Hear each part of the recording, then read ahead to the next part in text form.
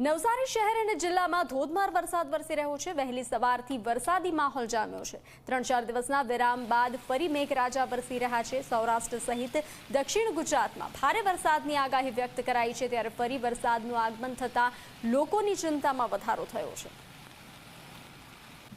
વધુ વિગતો આપી રહ્યા છે સંવાદદાતા ધવલ। ધવલ, નવસારી શહેર અને જિલ્લામાં ધોધમાર વરસાદ વરસી રહ્યો છે। વહેલી સવારથી વરસાદનું આગમન, શું જાણકારી? જી બંસી, જે રીતે વાતાવરણ બન્યું છે વહેલી સવારથી જે નવસારીમાં ધોધમાર વરસાદ વરસી રહ્યો છે। નવસારી શહેરની વાત કરીએ તો વરસાદને કારણે જે છે એ જે શહેરના જે રસ્તાઓ છે એ રસ્તા ઉપર વરસાદી પાણી જોવા મળી રહ્યું છે અને તેના કારણે લોકોને હાલાકી વેઠવી પડી રહી છે। સાથે જ જિલ્લામાં જે છે સાર્વત્રિક વરસાદ થઈ રહ્યો છે।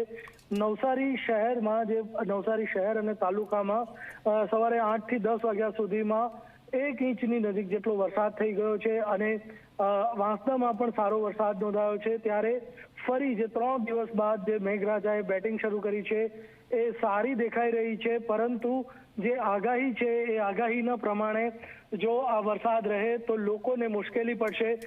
બીજી તરફ જો વાત કરવામાં આવે તો હમણાં જ જે છે નવસારી શહેર પૂરમાંથી બહાર નીકળ્યું છે। શહેરનો 40% જે ભાગ જે છે એ પૂરમાં અસરગ્રસ્ત હતો।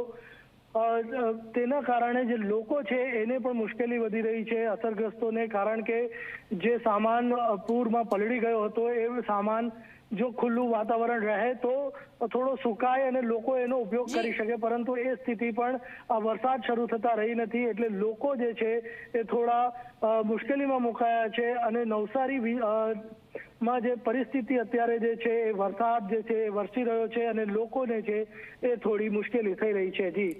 જી ધવલ, જાણકારી સાથે જોડાવા બદલ આભાર।